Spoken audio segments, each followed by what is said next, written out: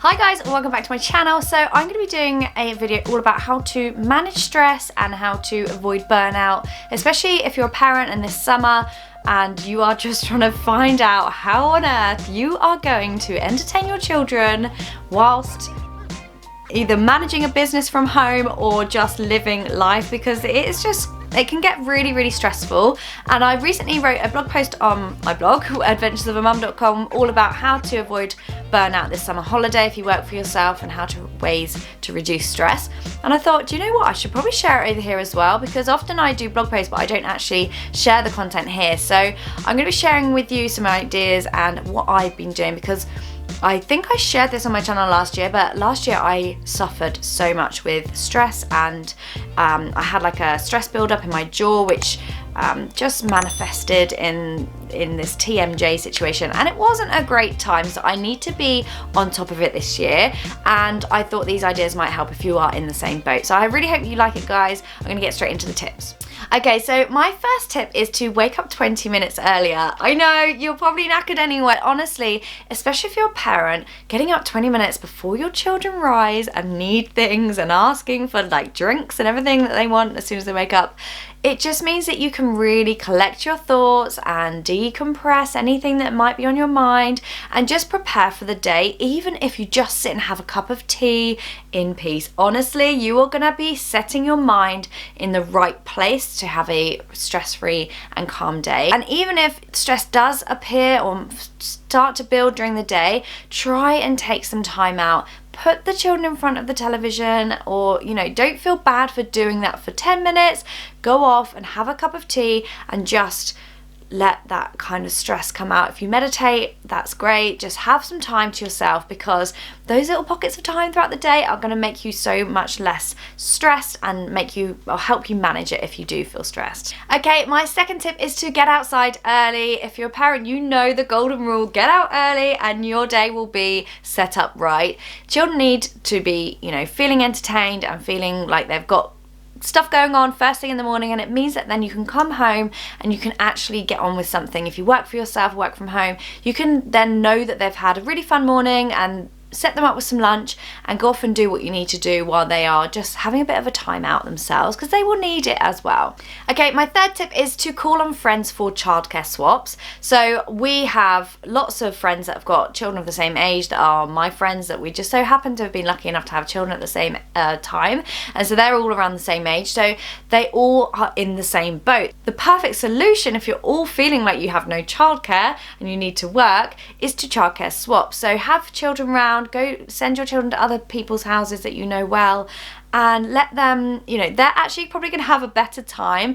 And what I find is if I'm looking after someone else's children, my children are more occupied, so it's actually a win-win situation. You don't have to do anything hugely extravagant. Just having them around for a play date, the children will absolutely love. So definitely think about doing a childcare swap if you have someone that you trust with your children. Okay, I think we're on 4 now.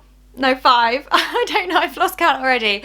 But my fifth tip is to not try and do too many things in one day. So if you are working from home, build a to-do list that is achievable, not something that's going to make you feel overwhelmed straight away. You should be writing 5 things on your list and numbering them in order of importance. Give yourself the time to do that first task. Eat the frog, do it first thing in the morning.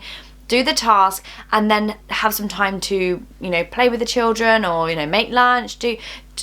Don't give yourself too many things to do, because you won't achieve any of it and you will come away feeling so much more stressed. So write your to-do list and have those things out ready for you in the morning, so you're all prepared to hit the ground running, and just gives you the time to do it without actually having too many things to do and not getting through anything. So the next tip is to focus on your productive time. So I'm really productive in the evenings. I do mum duty during the day and then put them to bed, then I cook our dinner, and then I sit down to work about 8 o'clock, and then I'm like, right, I'm like really productive now.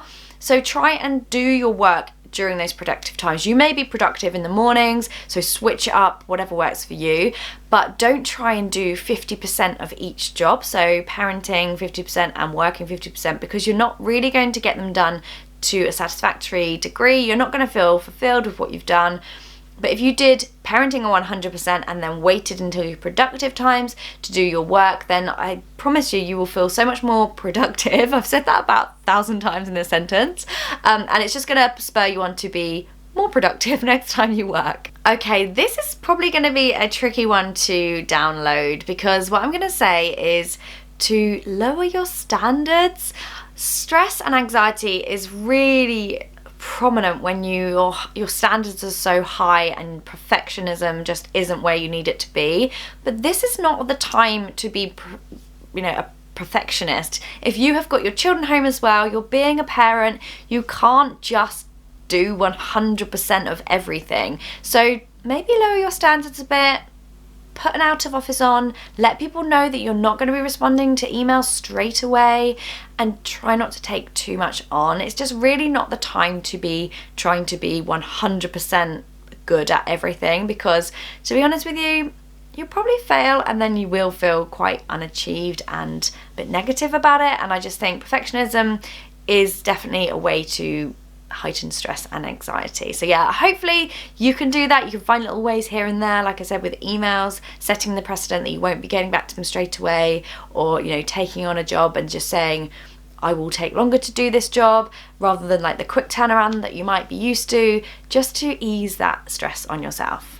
Okay, so the next tip, gosh, are we on 7 or 8? I'm not quite sure, is to learn to identify what stresses you out, and then work out a system so that you don't get to that point. So I, as an example, if I got an email from a brand and it was a YouTube full-time and Instagram and my blog. So for me, if a brand had come back on a campaign that we were working on and said, oh, we just need these amends done, can you do them today? Need it back tonight, or something wasn't quite right with what I've written, I immediately feel stressed because I need to organise that straight away. And if we're out, then I'm worried that I'm not doing it at home. So my tip would be, don't read the email if you can't action it there and then, because it's going to leave you stressed out and you're not going to be able to do anything about it. And then you're not going to be in a position where you're just going to feel so stressed. So if you are reading your emails, make it a time where you can actually do something about them if something is needed. Otherwise, you're going to be under unnecessary stress and anxiety when you can't actually sort the problem out anyway. So the next tip is just to learn to say no. Often I do work that is pro bono, if I'm just trying to help someone out, or help someone out taking photos for them, and I'm it's not a paid thing. But you really need to learn to say no. It's not a time to be taking on work that's not going to benefit you right now, because you will end up just stressing yourself out so much. You'll feel anxious because you're giving yourself more to do. So just learn to say no, and don't feel bad, because really the reason you're saying no is so that you can give your children a good holiday. So obviously, if that's not a reason to do it, then I don't know what is. But just don't be afraid to say no. Okay, I think we're on 8. We're gonna go with tip number 8, and that is to work from a work-only zone. So often in the holidays, I find myself on the sofa trying to do my emails, or at the dining room table where the boys are playing, trying to do my emails. And of course, it's gonna make you feel a little bit more productive because you get more work done. What happens when you finish work and then you're still sat on this sofa? You're kind of like not ever shutting down. If you work from home, the struggle is real. You do have to really set boundaries and make sure you're not working from all spots, from bed, and then feeling like you don't ever shut down, like you never stop working because you're always in that place. So try, even if it's just a little converted space under the stairs. You don't have to have an office or loads of space, but just make sure you do your work in that one place every day that's not a social space or like a relaxing space, because it's going to help your brain know the difference between working and time off. And then obviously giving yourself that time off makes you feel less stressed and just a little bit more relaxed. Okay, so I may actually do another video, because this one's coming up for 10 minutes and I've actually got loads of extra tips. I'm just about to publish another blog post on this, because I think it's really important to manage this kind of thing. So if you want me to, I can make this video again with more tips. Let me know in the comments down below. But my final tip is going to be connecting with people around you that also work from home or have their own business, because there's absolutely tons of Facebook groups. But personally, I feel like, because I do this really quite newfound job, like it's not a job that most people really think is a job. And I do totally get that, but I would definitely recommend connecting with people that do it as their own job, or, you know, even if they're a completely different industry but they work from home, if you connect with them, you can share and bounce things off of each other and make you feel like you're not alone, and just means like you've got that little work community that you can chat to that are all in the same boat, all struggling to keep their heads above water during the summer holidays, and you just feel less alone. And I just feel like that helps with my stress as well. So there we go. I really hope you enjoyed those tips. Let me know if you do any of these, or join in the conversation. I was going to say community then. Join in the conversation with this community. Let us know how you deal with stress, how you feel like you can avoid burnout, and how you can just get work done as well as enjoy the summer holidays, because I'd love to hear your ideas, and my audience would as well. So yeah, definitely get involved in the chat down in the comments. Thank you guys for watching, and I'll be back very soon with another video. Bye!